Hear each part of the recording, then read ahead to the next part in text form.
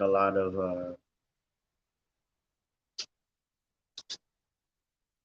Let me take you one step further. yeah. I bought this. I went to Newark. When I was buying shit for the Kwanzaa party, the party favors. I bought this, and I haven't felt led to take it out. It's like to display it yet, but I think I'm gonna do it in my new house. But this was definitely visual. Greetings and good vibes, everybody. Welcome back to the Leon Block. I've got some visual for you today with my face. I'm not home in the studio. I went to the Odunde Festival here in Philly on South Street, and if you go check the lives on our Facebook page, my personal page, and our group page, you'll see tons of footage. And I have more that I'll be sharing soon. But I'm at my buddy's house, Paul, who is the storyteller. Um, you've seen him before. We've done episodes with him. What is this? Yeah.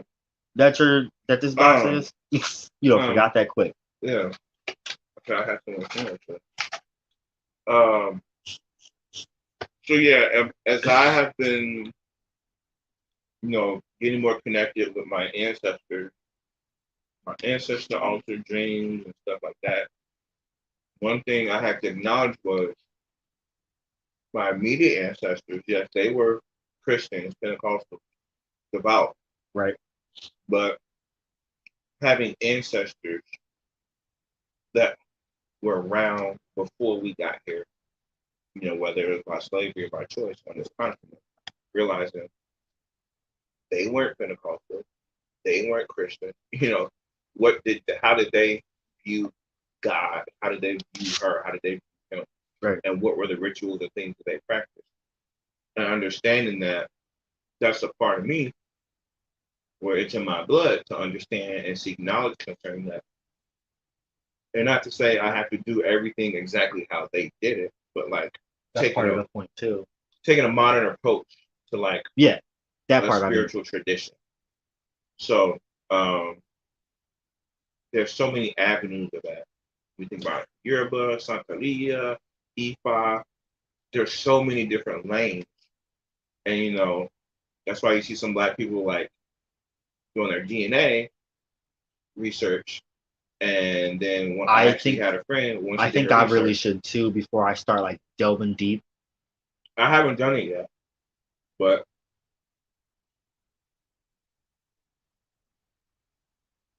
one of my educator mentors, she did the research, and when she found out where she was from, she was like, I should be worshiping what my ancestors worship. I should be, understanding God in a way and through a lens that my people have always understood.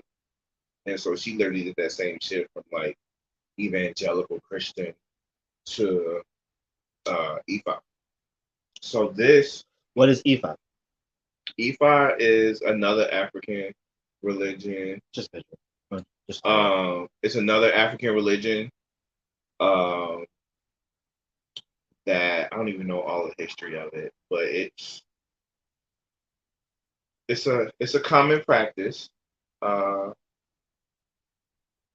oh God, I don't want to say too much because I'm still learning more about it myself. Like I have some people that I know that practice it, and my thing is I know the Orishas, but I also am familiar with the Orishas because in the spirit of storytelling, there are a lot of stories around the Orishas. That's how you come to know who they are, like their personalities and stuff. When we say Orishas was like our terms for like gods and goddesses. Right. And it was pretty much a way for us to understand just like the laws of nature and the earth, you know, different orishas for different things. Even for Mm-hmm. the strip. No, it would be in the kitchen. Uh,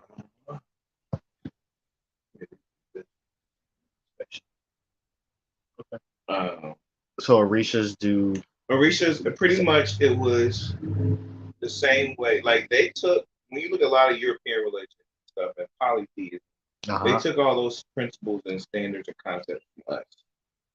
So you see I it figured. with Egyptology. Right. There were gods and goddesses for specific things for us to understand life. And Greek life, Greek gods, Great, you all see, was a they went copycat of all they Egyptian. literally Yeah. copied all of that. So like Orishas are attached to different aspects of nature, uh, different aspects of humanity.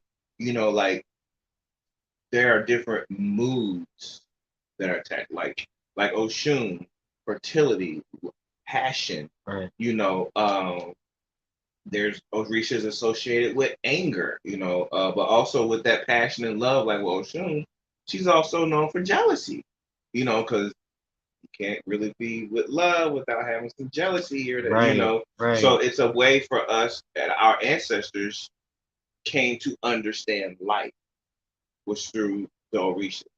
So it's not this far fetched idea, this demonic idea of Of all these course. guys. It's like, Of no, it's course. just a different lens based off of culture, how you understand life, which is for every religion. I find interesting is I have people, even like my mom, for example, will just be like, I, there's only one God, da, da, da, da, and I'm just like, do you not listen to the stuff that's going on in the world and the rest of our people? Do you not like? And Mm-hmm. I know she's went on her own journeys throughout her whole life, even younger than where I am now. Mm-hmm. And seeing her go through those journeys and shit. You know what I Mm-hmm. mean? I have no clue. Uh, and so it always made me kind of question, like, well, how do you justify fully where your faith in Christianity is? And I'm not saying that it's not valid, but when you have to discredit everything else so fiercely in order to hold on to your Christianity, it screams indoctrination. And that's when you've been traumatized. I was actually listening to today.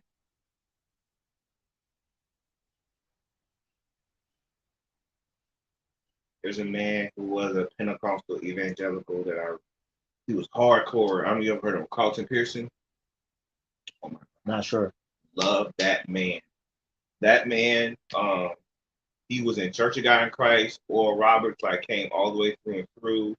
Um, White evangelicals loved him. He was like their token black guy. He could sing, good looking man, can preach, had personality, charisma, all of that. From Church of God in Christ. About 20, maybe 25 years ago, Mm. um, he starts this gospel of inclusion. And the Uh, gospel of inclusion, to put it simply, says the entire world is saved no matter what they do. Eternal security. And in Pentecostal movement, eternal security was like the kryptonite of our faith. it defeats the purpose or Right. whatever. If that's the case, why are we doing what we're doing? Right. So, because the ideology of once saved, always saved. Like once you recognize who Jesus is, you're good. And so, his gospel of inclusion brings in this aspect of eternal security. But this is what really messed with everybody. Through his understanding, he started preaching that hell doesn't exist. That hell doesn't exist. Hell doesn't exist. So think about it. Take eternal security and then get rid of hell, then what the hell are we doing? Pun intended. Right. So like Right. he got excommunicated, shunned, everything. Like there's a whole document. Somebody made a biopic about it. Where was this? This was he was from Oklahoma, but that's what I'm saying. He was traveling the country, traveling the world. Like he Mm. made gospel albums every year. He would have like this big conference called Azusa, and they would do like a gospel concert every year. It was huge. Excuse me. I mean, like his hands was in everything black and gospel in America. Everybody knows who Carlton Pearson is in The the name black church. sounds really familiar. And he and it was almost like a smack to the face to the Pentecostal movement because he was the golden child. You know, if this was like some random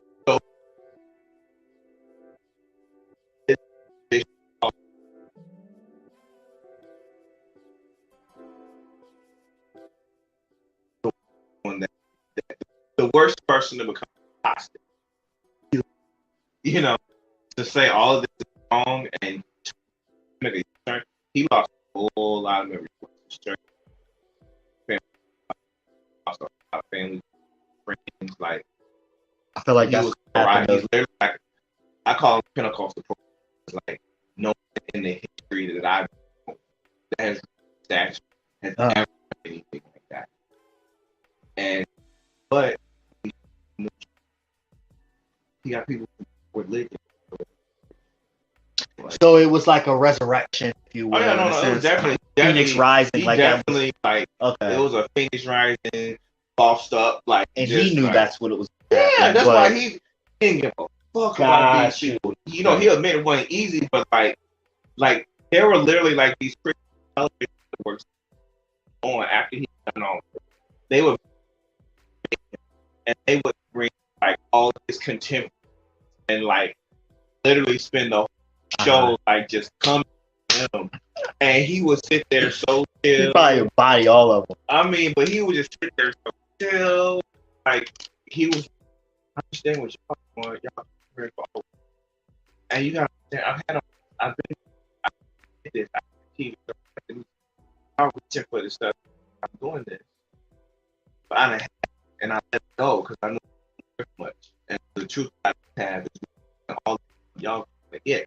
And I had it, so it was like you can't come for him because he ain't pandering. He didn't have all this stuff that y'all trying to get. He done had it and willingly let it go. That's what I love. But anyway, he has like hundreds of videos now.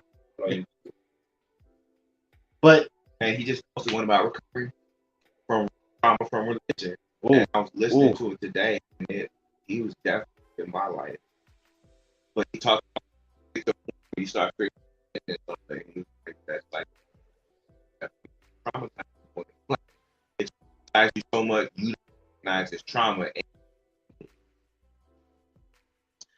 It breaks my heart, and I'll get into that in a whole different episode because I don't know.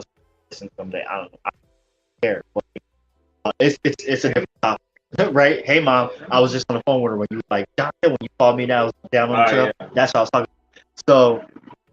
So, the thing is that it does break my heart, not just because someone like as close as that, but any black person I see just so fiercely in like God this, God that, God's always the answer. Like, why can't you look into yourself or feel your ancestors and know that you have more direction over your life? You were brought up thinking that's only a few generations deep. And, it makes me hurt. It makes me hurt inside. It makes me weep. It's hurtful, but also bigger picture. It may be hard to see it, but people are waking up. Oh yes, without a doubt. Especially black people. Oh yes. Like it hurts especially me in our age group though. It hurts me to see it being commercialized in so many different ways and exploited. Yeah. But at the same time, like 5 years ago, we live in a capitalistic society. So if we're expecting to touch more of our people and grow, fortunately, that's part. We just have to walk that fine line. But yeah, it's a fine line. But like, never heard the word or I don't know. I never heard the term Orisha, but I've heard the word Oshun as long as I know no one told me about it. And I think that's just because my mom kept a lot of like Nubian stuff, and she was just on a real kick from the youngins people that she had around. Okay. You know what I mean? Yeah. So I'm probably sure I might have heard that name be spoken a lot. Yeah. That's the only reason I have familiarity to it. But I'm saying, like, it's common now. Yeah. Like you said, our generation, we're talking Like it's looking sideways. Right. If you're not, it's But if like, okay, maybe because you're in Philly. I know this is a false, not false, but like this, like the perfect. Right, because you go to Lancaster County where I am, or you go to Chester County, in Coatesville, you got nothing but conservative Christians and just like maybe in Indianapolis, mindless people, and I feel like I'm in like a twilight. In Indianapolis, the people that like practice African, the people who like super or like that cloth and stuff, probably less than maybe, especially OGs, like the old mamas and babas. 15 of them.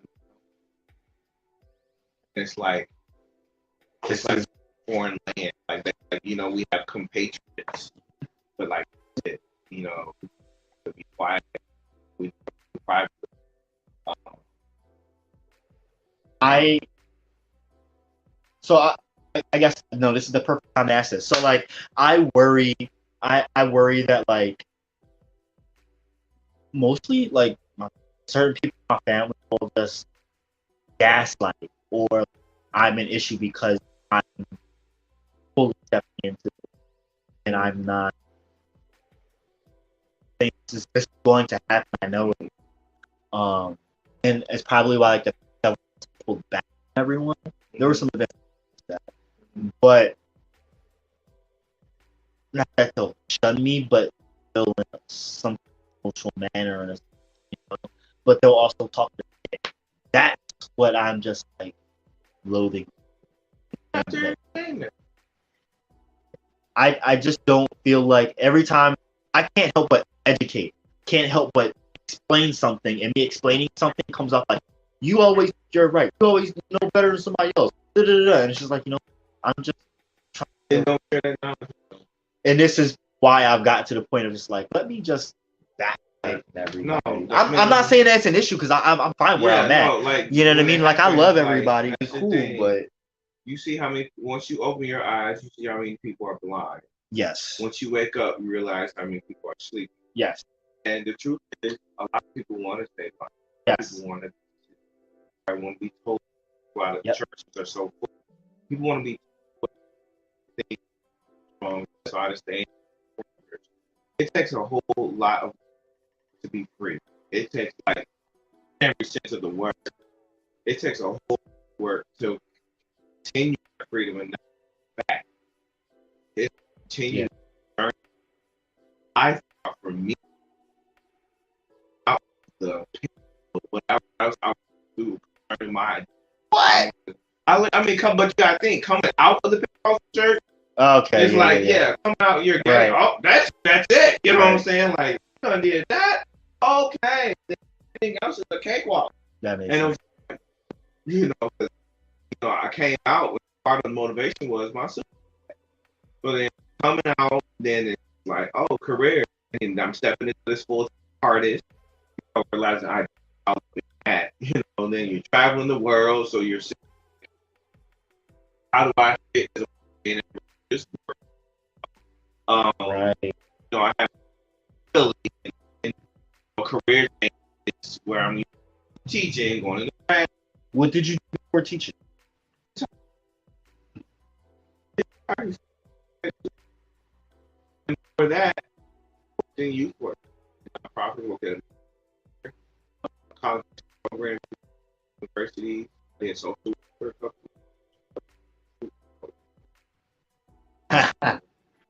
I've been working with kids. Yeah, man, I didn't know all this. Bro, I've been working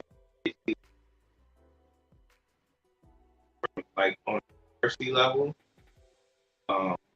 school, like college outreach programming, community service, service learning, camp. Did a camp for 6 years. Hold up. While we're on that topic, what do you notice about the younger generation their interest in just uh, talking about Orishas and interest in Sunday and Black spirituality in totality. Well, you see, at least sort of do. I see those parents who have those. I've met quite a few woke kids because you can't. You know what I'm saying? You see kids, revolution. Yeah. Got them doing shit at 8 years old, starting businesses, and their weekends. Like, yeah, Right. like that generation coming up. You know what I'm saying? It's gonna be a whole new generation of those kids. At least here, what's going on everywhere else. Right. I mean, I see it in Lancaster, not to that extent, but just being more conscious. Yeah. Being more. Yeah. But I think part of it also from the coast, the water, to get into the world. I'm from Atlanta area, highly conservative because it's landlocked. The rich white people run it. Yeah. People always think supremacy, white supremacy, and all this other stuff, and they want to think about, they want to be millionaires. These white folk want to control the world where they are at. Literally, they don't. They not. They don't got to be the governor. It would be great, but most of these, they just want to be the alder. Like, if I can control where I live, who I work with, what's all that. I can control everything in my world, what I want to do. That's what we want. But on a bigger scale, so what the fuck? I don't care how Y'all got at the table and milk crate. That so down at the table, and everybody's looking down at you. They're using the milk crate. Don't get me started. No, but what I was saying was, I thought coming out was the hardest journey. Nope. Like identity, when I learned about insecurities and trauma, like, whoa. And like even right now, I am going through a whole evolutionary phase right now. Like this move I'm making, basically, it's just crazy how it's happening on pretty much every level of my life.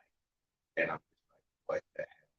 Scared as shit. I'm excited, but like, what is on the other side of all this? Like, I've been so scared, and yet I'm leaning into it because I've been really looking at this idea of what is our truth. Like when a person says, "What is my truth?" And I've been really like listening to different podcasts, reading, and just like meditating and writing. Like when I say my truth, what is that? And I learned a long time ago, this was back when I came out, that truth is relative. Your truth, yes, may not be my truth. My mantra or one of my John Tellisms is truth is a matter of perception. Right. But this is what really started messing with me the past 2 weeks, is that even though truth is relative, my truth can still change. Yes. So the truth I had 6 months ago can change in something totally different 6 months from now, and it still be my full, veritable, authentic truth. Yes. That fucking is crazy when you think about like humanity as far as what we've conditioned. Yeah. I think it's supposed to be the same, consistent. That's how we know it's true. It's part of why I love life. And like you can't. Wait. It's beautiful. Yes. And my truth is going through some transformation right now. Just. I hear you. That's offline shit. Oh yes. Because Speaking of, it's intense. What going back here? What is the? Oh, you're so cute. He's in a good mood. What is the signal? Okay, so Odunde. What is Odunde? Okay, my knowledge is limited. I know it is a type of New Year for the Yoruba people. Um, I know it is the largest African festival in America, and I know that it brings in um, African people from all over the diaspora, especially when it comes to like religion. So the Orishas, Santeria, Ifa. Um, you will see a lot of Afro Latinx people at Odunde. You'll see all melanated people at Odunde. Like And we period. did. I Like saw a lot of South Asian yep, people, yep. which kind of threw me off for a second. But then I'm like, when you think about all the food, all the That's what I'm saying. clothes, This is the all of the closest thing. scents and spices that there's no there, and It's it's the Philly, closest so thing. yeah, This yeah, ain't of the course they're farmers gonna come. market, you know. Right, You know what I'm saying? right. So like it's gonna they know They they know they know know they to are come. in safe space. That's what it is. Like because the thing is Yeah. that area has been where Adunde is was a black area. Grace Ferry was a black Yes, it neighborhood. It was. got majorly gentrified, and now you got all those white folks there. Yep. That's why That was weird. a lot of them don't like Adunde. Um, you can see sometimes they don't come out or they be rushing and go through. But you saw when you see the different types of melanated people that come because they know they're in a safe space. Mm-hmm. I saw a lot of queer people today. Yes, I did. Like, and I'm a just talking lot, like not and just all kinds of queer people, like all out time. and proud queer. That's what I'm saying because they know it is a safe space. That's why all the shootings that's been going on. And yes, I've been hesitant to go to some of these things. I was like, I can go to Odunde and be fine because I know the spiritual meaning of Odunde. Right, right, okay. That shit ain't gonna happen at Odunde. So hold on, because we're gonna go back to this. What's the spiritual meaning of Odunde? I'm just saying, like, if Like you what? having a festival that involves Sacred, like things. sacred African religion, that we shit protect it. Ain't gonna go up. In over 40, almost 50 years, and they ain't had nothing jump off. Got you. Think about it. It was supposed to thunderstorm all day, do all of that. and we didn't get any rain. In fact, the sun came out. Yes, hot. Me too, because I dressed like it was gonna rain, and I could have went my hoochie daddy shorts. All of that, and right? that's what I'm showing. Orishas blessed that event. They sure did, and that was the thing, like knowing because this is the same principle. Okay, now we're in the classroom. This is the same principle because I guarantee you I might not be there, but I can look at the end result and know what steps was taken based off what happened at the end. Yep. So the fact that you can have this largest African festival in Philly, which is blackity black and also violent, and nothing goes down here, ain't nobody fighting here. Ain't nobody that got robbed, you know what I'm saying? Mm-hmm. Nobody got shot and killed here. Right. Why? Because you got people in place who have gone on the spiritual side of things and then done some rituals and taken some proper procedures and processes to make sure that this sacred event is protected. Think about all the ancestors that's in the presence of this in general that have come from all over the world and descended upon Philly. You are conjuring up. You are bringing up. You're evoking shit. And it's the stuff that we have known that is in our DNA that has been happening since the beginning of time. And because of that, those things can't take place. That is how Haiti was able to defeat and never be colonized. That's true. It's because they was cooking. And when I say cooking, like on the spiritual stuff, they was doing that shit, and that's why they was able to win. And we haven't been able to do that. Because they called in everything. They call in nature. They call in, they call in these Orishas, they making deals like this was happening. I was like, okay, gotta have a blood sacrifice. So tell me about the ritual going, like, because when I walked past, this was going on, and I caught a picture, and I saw them like it had to have been sage or some kind of smoke they were putting around someone, and then there was someone, you can't even see it in the picture here, you can barely see it, but there was someone with blue, like a thing, a veil over their whole face, their whole body was like covered. Yep. Yes. Okay. So again, don't quote me on this, of course, but the concept is at the beginning of that procession, that person, whoever that is, after they do a certain ritual, that person is not that person. That person, if I'm not mistaken, is the Orisha manifested. I don't know, the old Egun. They're a spirit takes over that person. I don't know the exact, but like in that moment, they are no longer that person. They're covered, and that's why there's the dancing and all that and the procession. Um, and so they go to the river. Oshun is the Orisha of the river, so you're like literally meeting her there. So that's why you see the people pouring gifts, like the finest of wine, honey, food, anything about the river. I mean, the first year I went and they were pouring stuff in here. Yeah, yeah, El Show. Yeah, yeah, El Show. And you're just hearing, because all these people are coming together. Even though I came late and did my ritual, there were still people down there like doing their own personal, the exact same thing, just was doing it by themselves instead of as a collective. So like you see this offering, and that's why I say melanated people everywhere understand this. I was watching on here, it wasn't even like Netflix, like this TV is hooked up to it like a Samsung TV or something. So it's like some television that comes in. There was like Nature Channel that came on, and they were talking about Hawaii, like volcanoes around the world. They were talking about volcanoes around the world, and one volcano in Hawaii, and how when this volcano erupts, it just wipes out everything, and yet the people always come back and build right there. And there was this one lady, she was like our generation, and you could tell she was one of those that's like, I'm here to continue and bring back everything that my people here in Hawaii have done. Yes. And she talked about the last time the volcano erupted, and the volcano was like starting to erupt. They were like warning people like you should leave and all this other stuff. Do you know what her grandmother said? I go nowhere. She said everybody needs to clean the house.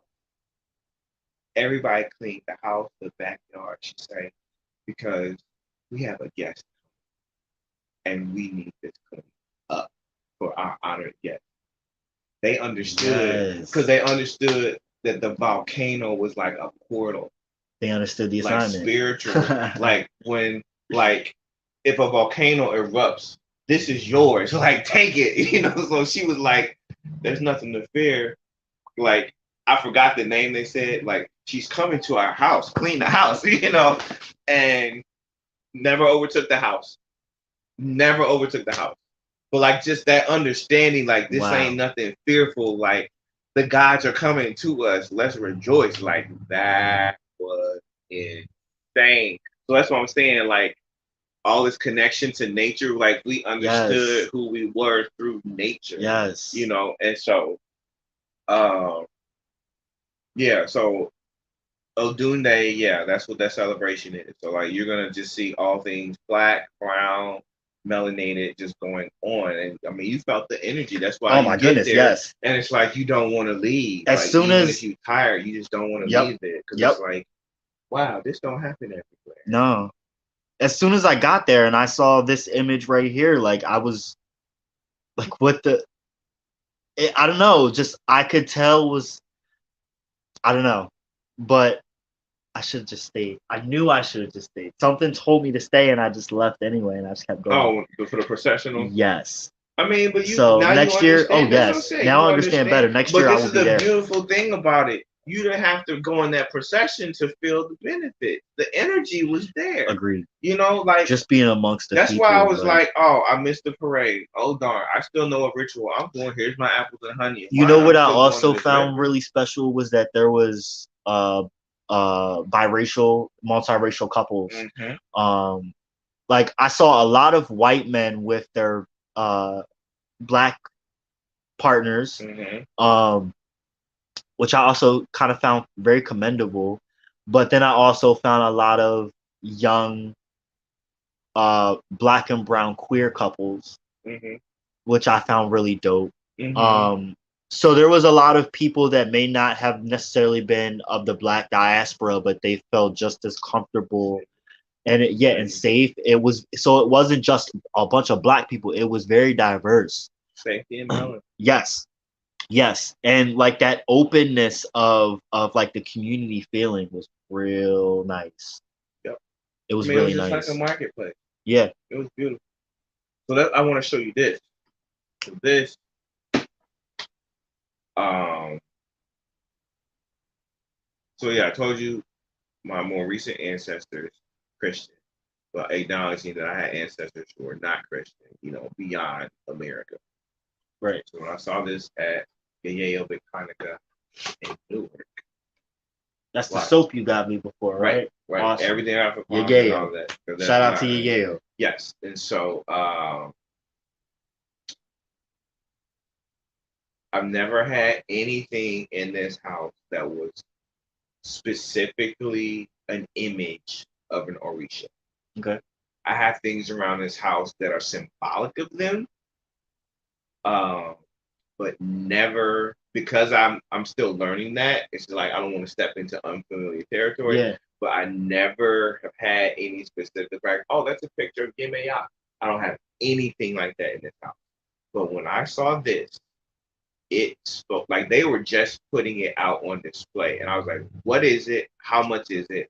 And she literally just put it right back in this box. I'm like, "I'm buying it. Like, I don't even want this out because I've never ever." Keep in mind what I told you about more recent ancestors and more ancient ancestors. Oh, you don't like that? Sure don't. Like nails on chalkboard. All right. I wish they would stop making styrofoam.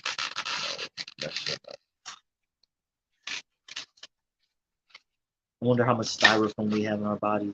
All right, are you ready? Yeah. Oh shit.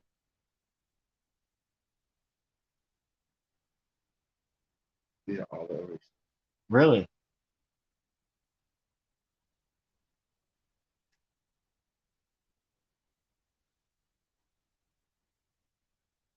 So do you know um like stuff about This is ocean. that social?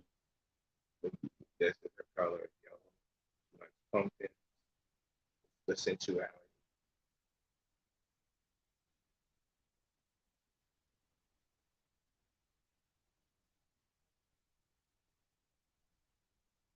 Wow.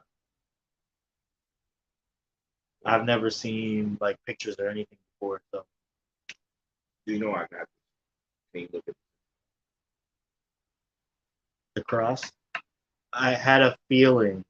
But what's the significance? Okay, so like what's the significance of the Orishas and then the cross with is that a black Jesus? It's a black Jesus, but for me, having this acknowledges both.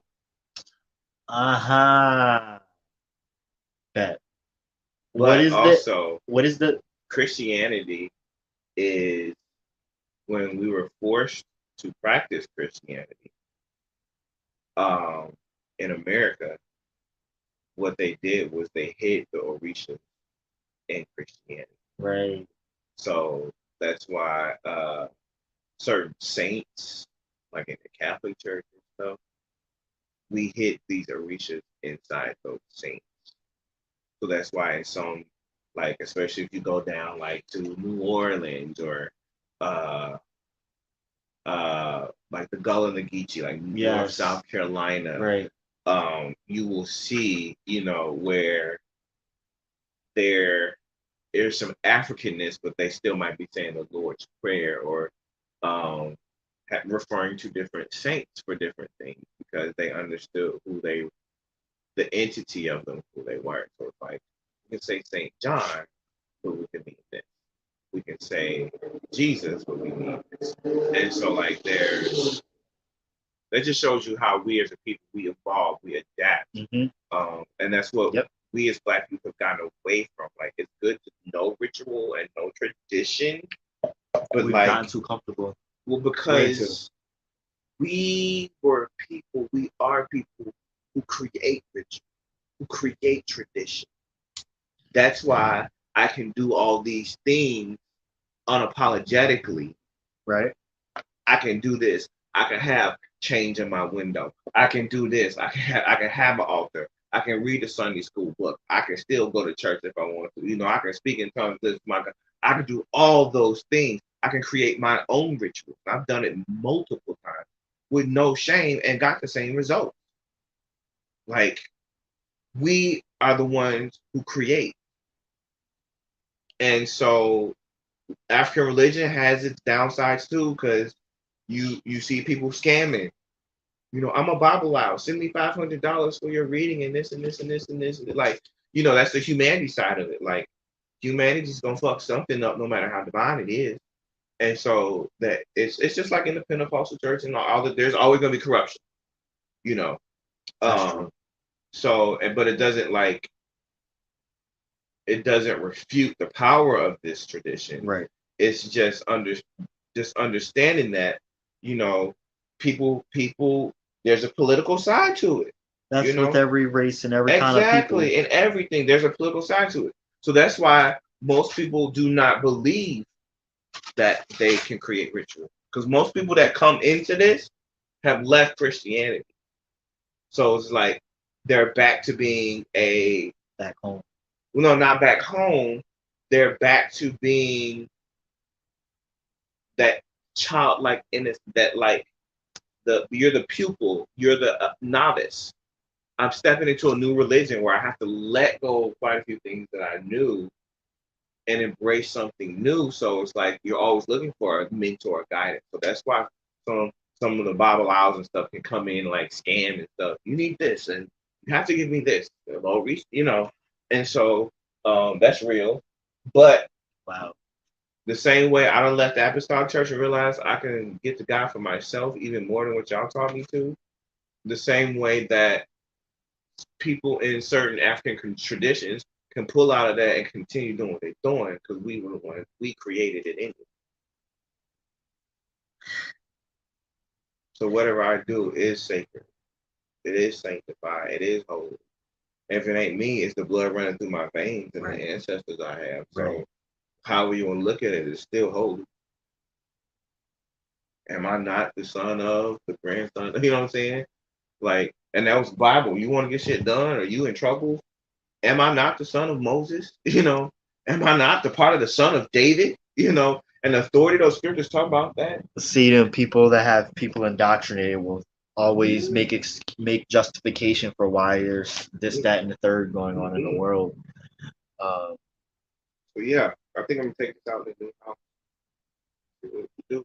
Hell yeah! But it literally has been steady this way. Right time.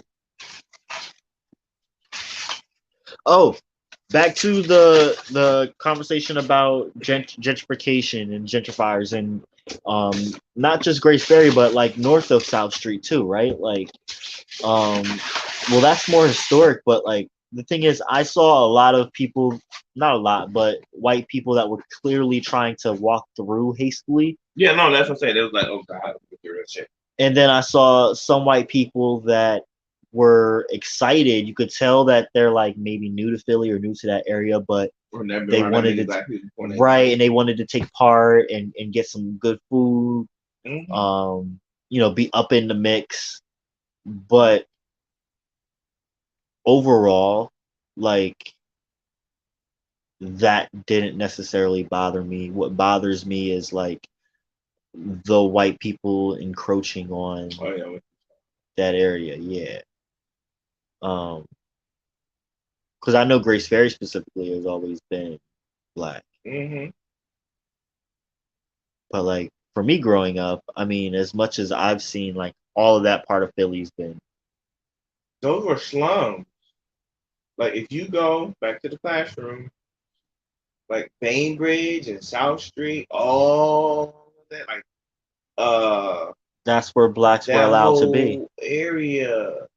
But that's the area W.B. Du Bois went to when UPenn brought him to do the research, because what was happening was this was the earliest. It's funny, I was just reading about that too. Yeah. This was the earliest form of the ghetto. America had never seen it, and it's like, what is this? Why don't they have jobs? Why are there slums? Why can't their houses be clean? Like all these things. Like this is the result of the conditions you've created for these people. You pin is like, oh, ow, WB research this. What is this? Mhm. And of course they bring him up here, but we make him a professor. He going on his work. We make him a professor. And so he does the work, and the result of the work is the book, The Philadelphia Negro. And literally, you read The Philadelphia Negro, you won't know if he was talking about Then or now. 120 years ago or that last week. Yeah, well, I saw clips of like what he said, and yeah, it sounds like now. I when I was reading clips about it though, I assumed it was like Strawberry Mansion area. I didn't Mm-mm. zoom in and see that it was South Street because I know like South Street was our central business district. We weren't allowed north of South Street. And Strawberry Mansion, uh, a good chunk of Strawberry Mansion was actually Jewish. Really? You can go down, like where my aunt lives, you can go around there and you can still see like signs that it was a Jewish area. Like there's it's a black church now, but it was like a synagogue, and you can tell by the architecture that it was a synagogue. Like that was a Jewish neighborhood. Certain parts of Strawberry.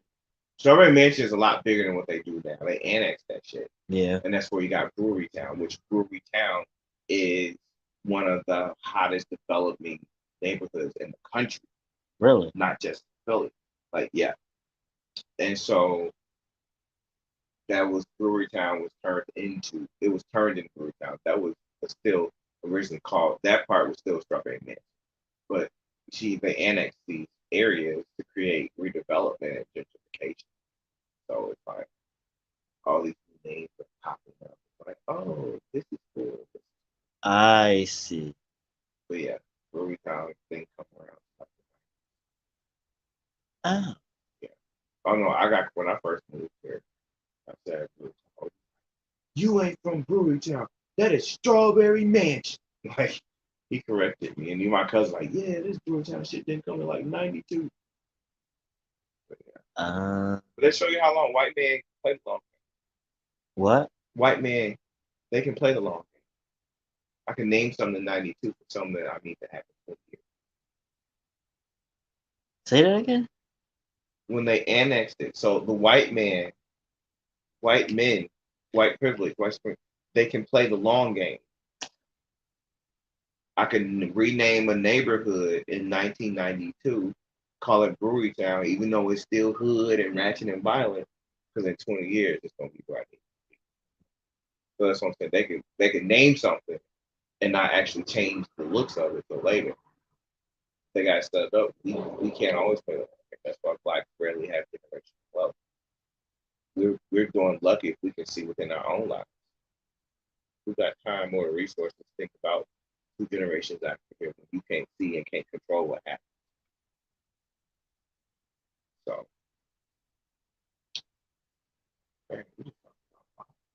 I know. Um, I just trying to find a way to tie this together. So, um, and maybe there isn't one, and that's okay, and that's the point sometimes. I just really, for one, love talking history and geography. So we tied that together, and we tied spirituality into it. So that was dope. But just to summarize, I had a really great day, and I did do that live talking about. I did a live talking about so the religious troop that mm-hmm, came through. mm-hmm, I filmed them just wilding out talking about how the one guy there was a girl and she was talking to him, um, not really necessarily entertaining it, but seeing like I don't know. She was pissed off, but not like super pissed off. She was like, "What the fuck is this shit? Like, he's a clown. Why is he even here?" mm-hmm. And he told her, "Go home and get beat. That's what all of y'all do. Y'all like to get beat. Some such and such percent of black women are abused by men and da da da da da." So then he starts just talking about how we're just saying all this stuff, and that was when the police started crowding around him, and I'm like, Okay. But as I got in my buddy's car and we started to pull off, we saw them walking away. But I think eventually the police escorted, like, told them to leave. Yeah. But that's all I was asking for, and I think that's all anyone was asking for. Mhm. But it still highlights the fact that, like, he can get protected, If he go. but we're the ones that needed the protection from Mhm. them. So it highlighted a lot. It's just the ways of the world, but I found that to be interesting. Uh, but for me, it's not even the food. The food's amazing because I got some fried chicken. You see how long that fish line? There was a couple fried fish This places. isn't the line for ridiculous. They were. Yeah. I got some fried I have chicken, never eaten anything yams, there. and macaroni and cheese, and it was in a short line. And it was good. They had hot honey. They had honey wings too, Mm. honey dip wings. I wanted to try it so bad, but I got the fried one. But there was this one line, and it was like fish and seafood. Mm. Kind of right in the center. Yeah, that line was long as hell. They had like fresh lemonade and shit. Yep. Yeah, that line was long because I wanted some, but um, but yeah, no, it's quite a day. It wasn't just the food or the clothing or the all the crystals that I saw. It was the smells for me. The sense of not just everyone's personal odors, but like you could smell people's homes. You could smell their hair. You could Mm. smell the shea butter from Right. someone's The stand. non-chopper. Yes, all the incense, all the oils, like all of it, Yeah. just in the air everywhere, combined with the food, just made it such an amazing experience that can't fully be described through words. Um, but I had to speak to the stimulation of those senses because that's what I loved the most about it, actually. Um, and that's what I can't wait to go back next year. I want to make sure I get some uh, body creams, conditioners, soaps um, to take home. But yeah, so Odunde Festival, the largest open street festival in the U.S., largest black festival in Philly, Pennsylvania. We attended, we did that, and if you want to check out clips and the lives, there are some that are available on the Facebook page, but we will be sharing more in just a bit. So stay tuned for that. Make sure y'all meditate on your path, celebrate your being, liberate your spirit, and educate yourself.